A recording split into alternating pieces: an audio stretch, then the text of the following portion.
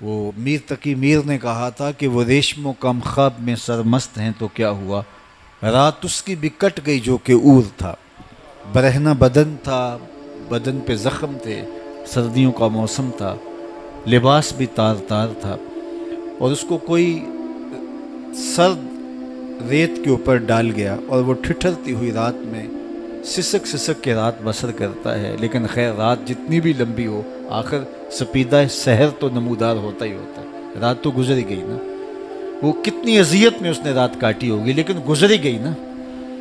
تو وہ برہنہ بدن سہی، وہ زخموں سے چور سہی، بخار میں مبتلا سہی، سرد ٹھٹھرتی رات سہی، برستی بارش سہی، شدت کا جھاڑا سہی، لیکن گزر ہی گئی نا، کیونکہ اس کا نقطہ انجام ہے۔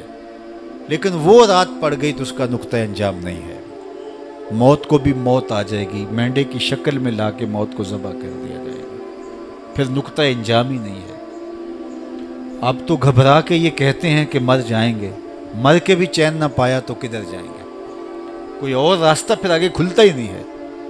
یہاں تو زندگی سے تنگ آ جائیں تو لوگ مر جاتے ہیں، چھٹکارا پا جاتے ہیں، خلاصی ہو گئی دنیا کے دکھوں سے، وہ جا رہا ہے کوئی شب غم گزار کے، لیکن وہاں پھر آگے تو کوئی موت نہیں ہے، وہاں تو موت کو بھی موت آ چکی ہے۔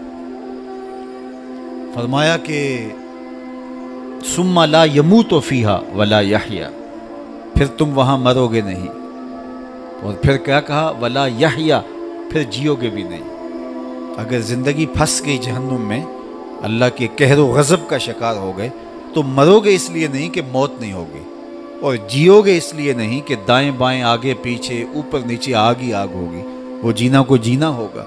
تو کہا نہ مرو گے نہ جیو گے، زندگی کتنی تلخ ہو جائے گی اگر تم نے اللہ کے حکموں کو چھوڑ کے اپنی خواہش کے مطابق زندگی گزاری۔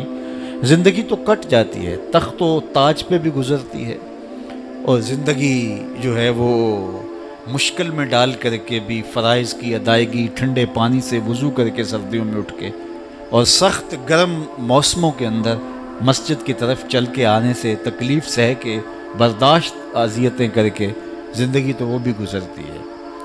لیکن اصل جو زندگی اللہ کی رضا کے سانچے میں گزار دی، وہ آسانی سے گزری یا مشکل سے گزری، اصل زندگی وہ ہے۔ اور جو عیش و عشرت میں گزاری اور اللہ سے دور ہو کے گزاری، چاہے وہ مشکل بھی ہو تو پھر بھی اذیت نہ کی ہے، تو اصل زندگی وہی ہے جو اللہ کی یاد میں، اس کے ذکر میں، اس کی یاد میں گزار دی۔ ایک لونڈی تھی، وہ بادشاہ کے لیے سیج بچھایا کرتی تھی پھولوں کی، اور بادشاہ پھولوں بنی سیج کے اوپر سویا کرتا تھا۔ مدتیں ہو گئیں یہ کام کرتے ہوئے، یہ ذمہ داریاں نبھاتے ہوئے، تازہ پھولوں کی سیج بچھا دی جاتی اور بادشاہ اس کے اوپر رات کو استراحت کرتا۔ ایک دن اس نے سیج بچھائی اور دل میں ایسے خیال آیا کہ یہ پھولوں بھری سیج کے اوپر سونے کا کیا لطف ہوگا، بادشاہ سلامت روز سوتے ہیں، تو چلو میں ذرا کمر سیدھی کر کے دیکھوں تو صحیح کہ اس سیج پہ سونے کا لطف کیا ہے۔ تو وہ سیج تیار کر کے ایک لمحے کے لیے لیٹ گئی، سارے دن کی تھکی تھی، فوراً آنکھ لگ گئی، پھر کہاں ہوش آئے۔ بادشاہ وقت پہ جب اپنے دیوان خانے سے پہنچا اپنے بیڈ روم میں، تو وہاں لونڈی کو سویا ہوا دیکھا سیج کے اوپر۔ تو بادشاہ تو اس حوالے سے بڑے غسیلے اور غیرت والے ہوتے ہیں، اس کو بڑا غصہ آیا کہ ایک لونڈی کی یہ جرت کہ بادشاہ کی سیج کے اوپر لیٹی ہوئی ہے۔ تو اس نے جلاد کو بلایا، کہا اس کو یہیں سے پکڑو، الٹا لٹکاؤ اور اتنا مارو کہ اس کی جان نکل جائے، باقیوں کو بھی عبرت ہو کہ بادشاہوں کی سیج کتنی مقدس ہوتی ہے۔ وہیں سے اس کے پاؤں میں زنجیریں باندھی گئی، الٹا لٹکا دیا گیا اور اس کو کوڑے مارنے شروع کیے گئے کہ تیری یہ جرت کہ بادشاہ کی سیج پہ لیٹ جائے۔ تو لونڈی چیختی روتی، پھر اس نے اچانک ہنسنا شروع کر دیا۔ تو بادشاہ نے جلادوں سے کہا رکو اور اسے پوچھو روتی کیوں ہے، اور اس سے یہ بھی پوچھو کہ ہنستی کیوں ہے۔ تو جلادوں نے پوچھا کہ روتی کیوں ہے اور ہنستی کیوں ہے۔ اس نے کہا رونے کی وجہ تو آپ کو معلوم ہے، جب ضرب لگتی ہے کوڑے کی تو جان نکلنے کو آتی ہے، میرا انگ انگ درد کر رہا ہوتا ہے تو کیوں نہیں روتی، میں تو چیخوں گی چلاؤں گی۔ کہا یہ تو ہماری سمجھ میں ہے، لیکن تم ہنستی کیوں ہو؟ تو اس نے کہا کہ جب کوڑے لگتے ہیں اور تکلیف ہوتی ہے تو میں چیختی ہوں، اور پھر مجھے مان خیال آتا ہے کہ اس سیج پر میں چند لمحوں کے لیے سوئی اور اتنا عذاب سہ رہی ہوں، جس کو عمر بھر سوتے ہوئے وقت گزر گیا اس کا کیا بنے گا؟ تو ہم چاہتے تو یہ ہیں کہ ہم یہ نعرے کا موقع نہیں صاحب، یہ نعرے کا موقع نہیں ہے، توجہ کے ساتھ سنیے گا۔ آج تو ہمارا مزاج کچھ اس طرح بن گیا ہے، تو کہا کہ جس کو عمر بھر یہاں سوتے گزر گئی عمر ہو گئی سوتے ہوئے، اس کا کیا بنے گا؟ تو ہم چاہتے یہ ہیں کہ ہم عیش و عشرت بھری زندگی گزاریں، لیکن ہمیں ان چیزوں کا حساب بھی دینا پڑے گا۔ ثم لتسألن یومئذ عن النعیم، اس دن ایک ایک نعمت کے بارے میں تم سے سوال کیا جائے گا، تم سے پوچھا جائے گا، ایک ایک چیز کے بارے میں اللہ تم سے باز پرس کرے گا۔ تو یہ زندگی جو اللہ نے ہمیں دی ہے، یہ اس کی امانت ہے، اور اس کو اسی کی یاد میں، اسی کے ذکر میں، اس کے بتائے ہوئے طریقے کے مطابق گزارنے کی کوشش کیجیے، تاکہ ہماری آخرت اچھی ہو اور ہم مواخذے سے بچ جائیں۔ ورنہ تیزی کے ساتھ گزرتی زندگی اور یہ ماہ و سال کے کٹتے ہوئے لمحے ہمیں موت کی دہلیز تک پہنچانے والے ہیں، اور ہمیں نہیں پتہ ہمارا اٹھنے والا اگلا قدم کہاں ہوگا۔ آج ہم جمع ہو رہے ہیں اور کوئی لحد میں ہے، کل ہم لحد میں ہوں گے، لوگ ہمارے لیے جمع ہو رہے ہوں گے، اور ہمیں نہیں پتہ کہ یہ وقت کب ہمارے اوپر آن پہنچے۔ ساما تو 100 برس کا بندہ کرتا ہے، لیکن پل کی خبر نہیں ہوتی کہ اس کا اگلا پل کہاں ہے۔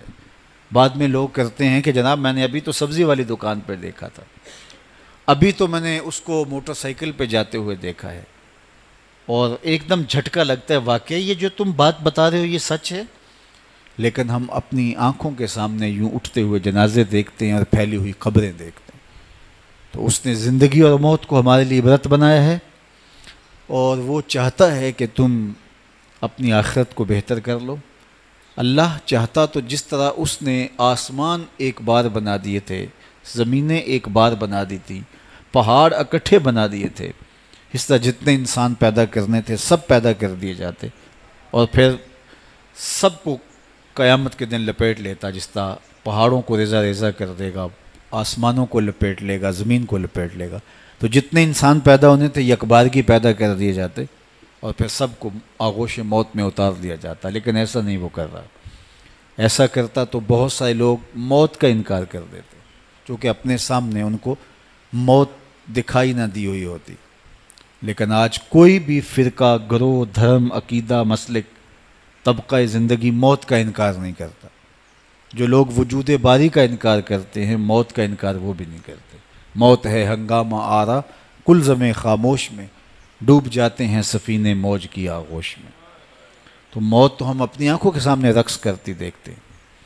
موت کو کتنے کتنے لوگوں کو بچھاڑتے ہوئے ہم نے دیکھا ہے، جو بڑے کج کلا، پہلوان، شہنشاہ، بادشاہ ناگزیر سمجھے جاتے تھے، اور سمجھتے تھے کائنات کا چرخ ہمارے بغیر گھوم ہی نہیں سکتا ہے، لیکن پھر وہ ایسے گئے کہ ان کی ہڈیوں کے نشان بھی باقی نہ بچے۔ موت تو برحق ہے، خیر کن ہے فلاں و غنیمت شمار عمر، زاں بیشتر کے بانگ برآیت کے فلاں نمان۔ اے فلاں اس زندگی کو غنیمت سمجھ لے، اور اچھائی جتنی کر سکتا ہے کر لے، اس سے قبل کہ آواز آنے لگے فلاں بھی چلا گیا۔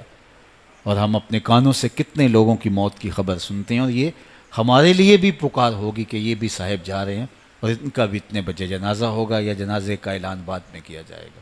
تو یہ وقت تو میرے اوپر اور آپ کے اوپر آنے والا ہے۔ تو اس لیے یہ تھوڑی سی زندگی جو اللہ نے دی ہے، یہ آزمائش ہے۔ یہ ہمارے لیے، میں دوسرے لفظوں میں کہوں، یہ دنیا بوائی